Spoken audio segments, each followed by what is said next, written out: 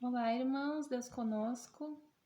Pela vontade de Deus, eu gostaria de ler um trecho que está no artigo Obediência a Deus como Princípio, que foi publicado no Correio do Povo em 23 de novembro de 1941. E é, na verdade, uma resposta, então, que o professor Ugarte dá ao repórter sobre a doutrina.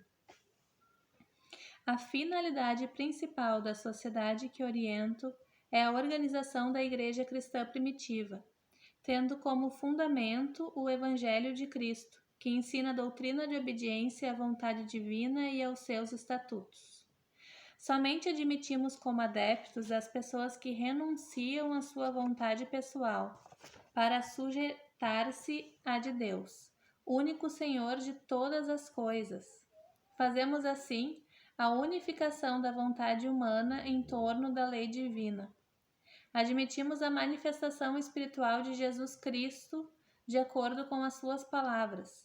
O que tem os meus mandamentos e os guarda, esse é o que me ama. E o que me ama será amado de meu Pai, e eu o amarei e me manifestarei a ele.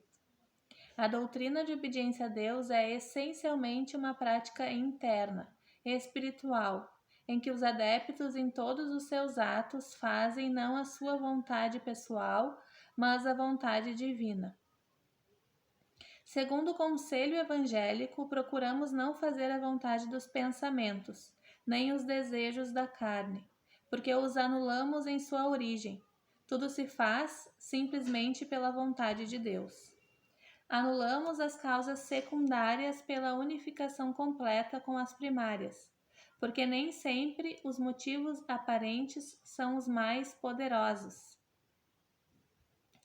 O nosso culto externo, continua o Sr. Ugarte, difere dos demais e somente é possível encontrar alguma semelhança com o realizado nas igrejas protestantes, se admitirmos a mais os fenômenos de vidência e audição.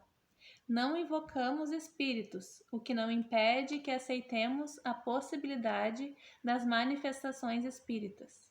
Em nossas reuniões, somente oramos o Pai Nosso, única oração ensinada por Cristo, único Espírito que podemos invocar, porque quando 2 ou mais pessoas se reunirem em meu nome, eu estarei no meio delas. Entre aspas.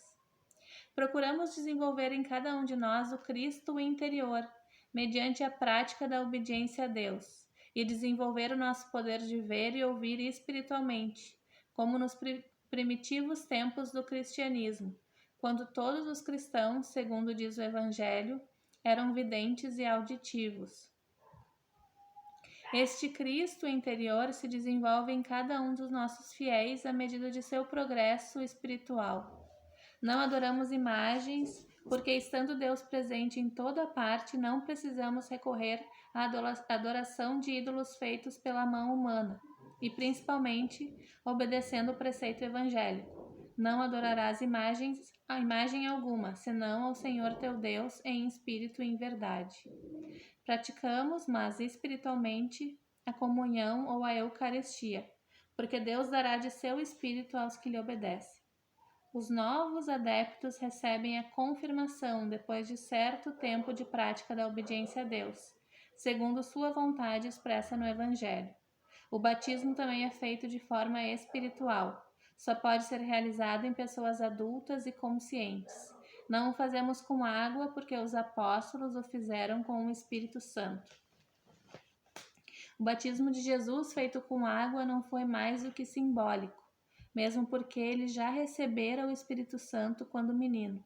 Em nosso templo admitimos somente a cruz como símbolo da fé. Aceitamos a reencarnação como base fundamental da justiça divina. As finalidades imediatas da doutrina são as seguintes: reunir dentro de um laço indissolúvel de fraternidade pessoas de ambos os sexos, sem distinção de nacionalidade, cor ou posição social, que aceitem a doutrina de obediência a Deus. Difundir pela palavra falada e escrita o primitivo culto cristão e, finalmente, promover o aperfeiçoamento moral de seus adeptos e da humanidade, pelo combate ao fanatismo, ao vício e ao crime. Agradeço a Deus por essa oportunidade, Deus conosco.